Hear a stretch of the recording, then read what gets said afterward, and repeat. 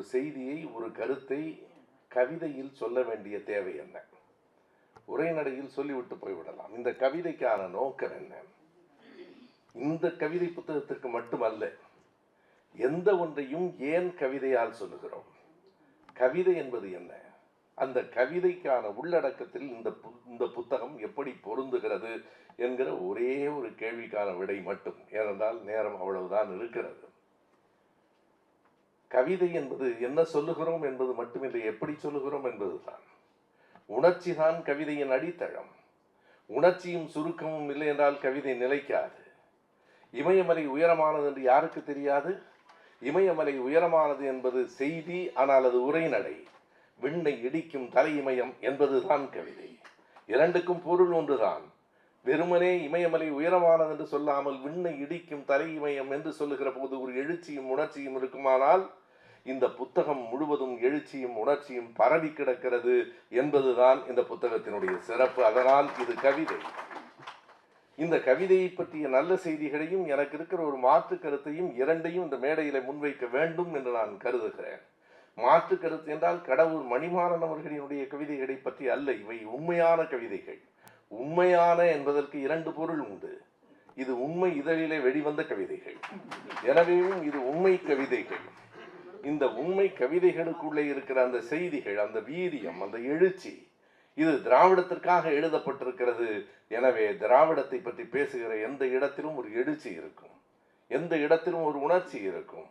நான் தம்பி பிரபுவினுடைய பேச்சை கேட்டு மகிழ்ச்சி அடைந்தேன். காரணம், அடுத்த தலைமுறை எழும்போது தான் திராவிடம் மறுபடியும் இந்த மண்ணில் நின்று நிலைக்கும். எழுச்சியாய் சொல்லுவதும் சுருக்கமாய் சொல்லுவதும் கவிதை என்றால் தம்பி பிரபு பேசுகிற போது அந்த பேச்சின் வேகத்தில் ஒரு செய்தியை சொன்னார். படி தாண்டாதே என்பது நீங்கள், படி தாண்டு என்பது நாங்கள். அவ்வளவுதான். இதில் பல முரண்பாடுகள், பல போராட்டங்கள், பல செய்திகள் இதற்குள் அடங்கி விடுகின்றன. எப்போதும் அந்த எழுச்சி தான்.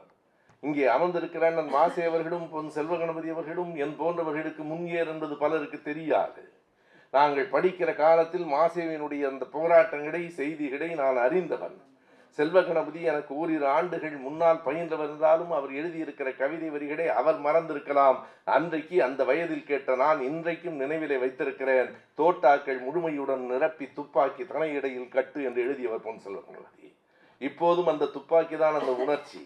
அந்த உணர்ச்சியின் வெள்ளத்திலே தான் உங்கள் எத்தனையோ உரைநடைகளை, எத்தனையோ பேச்சுகளை கேட்டிருக்கிறோம். பொன் செல்வ கணபதியின் இந்த கவிதை என் நினைவில் நிற்கிறது என்றால் அது அந்த கவிதையின் சிறப்பு, கவிதை என்கிற வடிவத்தின் சிறப்பு. இங்கேயும் நான் பார்க்கிறேன், திராவிட இயக்கம் பற்றி இந்த புத்தகத்தினுடைய பெரும்பான்மையான கவிதைகளை நான் படித்து விட்டேன்.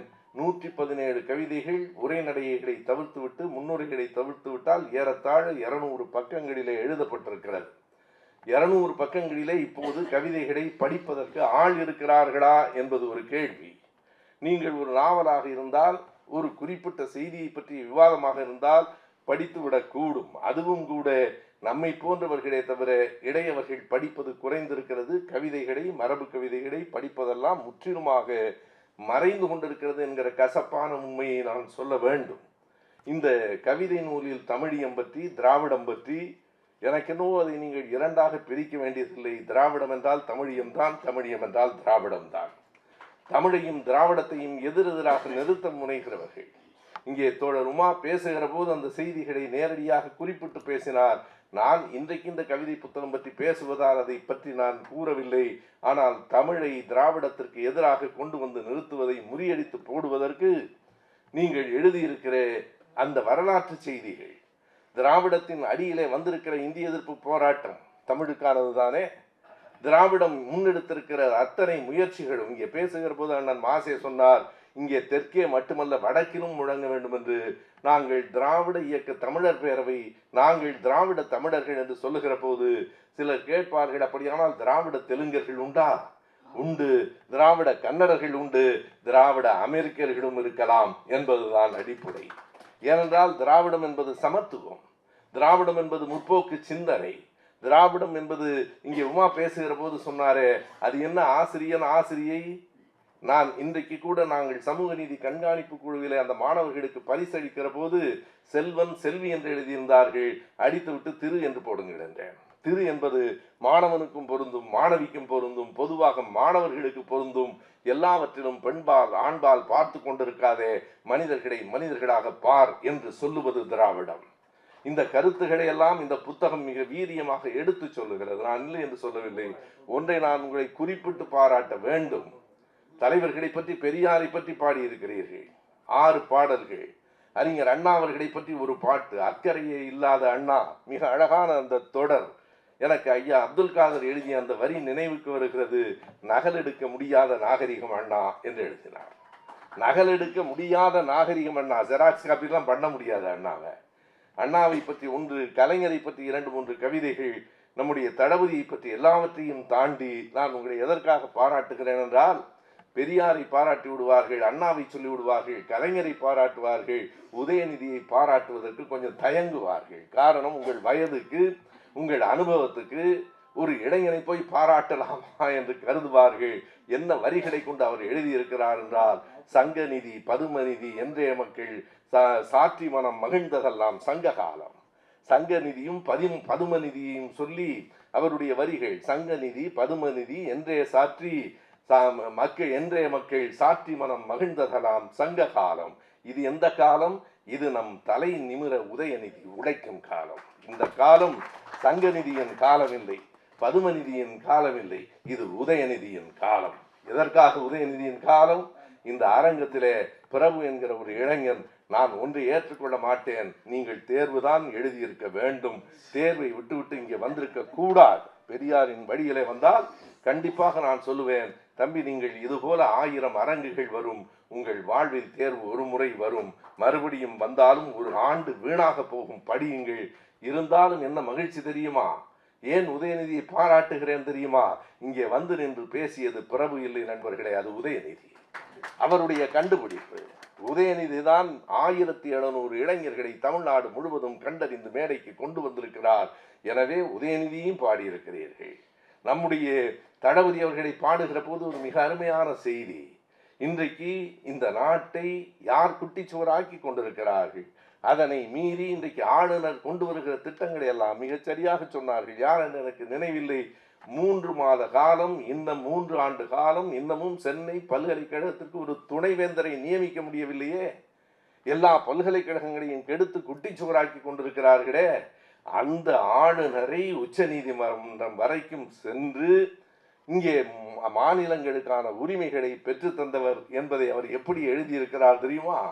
வணக்கத்திற்குரிய ஆளுநர், மேன்மை மிகு ஆளுநர், மாண்புமிகு ஆளுநர் என்று சொல்லிக் கொண்டிருக்கிற காலத்தில் மிக தெளிவாகவும் துணிவாகவும் ஒரு வரியை அவர் பயன்படுத்தி இருக்கிறார். அடங்காத ஆளுநர். அவர் எழுதியிருக்கிற அந்த வரி குறித்து கொள்ள வேண்டும். அடங்காத ஆளுநரின் அவலம் போக்க என்ன செய்தார்? அவரை அடக்கி வைக்க உச்ச நீதிமன்றம் வரை சென்று முடமாக மாநிலங்கள் ஆகிடாமல் முழு உரிமை பெற்ற உயர் தீர்ப்பை பெற்றார் என்று நம்முடைய தளபதி அவர்களை பற்றி எழுதியிருக்கிற போது அடங்காத ஆளுநர். உண்மையாக அப்படித்தான் இருக்கிறது. நீதிபதி அவர்களை பற்றி பேசுகிற போது அண்ணன் மாசே சொன்னார், நான் நீதிபதி என்றோ நீதி அரசர் என்றோ சொல்லுவதில்லை என்றார். நமக்கு இருக்கிற கவலை எல்லாம் நீங்கள் எப்படி வேண்டுமானாலும் சொல்லுங்கள், ஆனால் இந்த நாட்டின் நீதிபதிகள் வெறும் சாதிபதிகளாக ஆகிவிடக்கூடாது. சாதிபதிகளாக ஆகி கொண்டிருக்கிறார்கள் என்பது வெளிப்படையான உண்மை. இது நீதிமன்ற அவமதிப்பு என்று சொன்னால் எந்த அவமதிப்பையும் எதையும் எந்த சிறைச்சாலையையும் சந்திக்க நாங்கள் எப்போதும் தயாராக இருக்கிறோம். எங்கள் உரிமைகளை ஒரு நாளும் முட்டுக் கொடுத்து விட முடியாது. எனவே எல்லாவற்றையும் அந்த உணர்ச்சி தான், அந்த எழுச்சி தான் கவிதை. அவர் கேட்கிறார், கெஞ்சியே கிடந்தார் நாளும் கிடந்து எழுவது எந்நாள் என்று ஒரு கவிதை வருகிறது. கிடந்து எழுவது எப்போது? எத்தனை காலம் கெஞ்சி கொண்டிருக்க போகிறோம்? எத்தனை காலம் கடிதம் எழுதி கொண்டிருக்கிறோம்? கிடந்து எழுவது எந்நாள் என்ற அந்த வரியை படிக்கிற போது எனக்கு அப்படியே பாரதிதாசன் நினைவுக்கு வருகிறார். தருக்கினார் பிரதேசத்தார் தமிழன்பால் பிற நாட்டான்பால் வெறுப்புறும் குற்றம் செய்தால் ஆதலால் விரைந்தன்னாரை நொறுக்கினார் முதுகெலும்பை தமிழர்கள் என்ற செய்தி கேட்டின்ப கேணியில் குதிக்கும் நாள் எந்த நாளோ? அது பாரதிதாசன். அதே வரியினுடைய அதனுடைய தொடர்ச்சி கிடந்து எழுகிற நாள். அந்த பாரதிதாசனினுடைய தொடர்ச்சி தான் இங்கே 2 விதமான கவிதை பரம்பரைகள் உண்டு. ஒன்று, நீங்கள் எண்ணி பார்த்தால் அது பாரதியிலே தொடங்குகிறது அல்லது கம்பனில் தொடங்குகிறது. கம்பன், பாரதி, கண்ணதாசன் என்பது ஒரு வரிசை. வள்ளுவன், சித்தன், பாரதிதாசன் என்பது இன்னொரு வரிசை.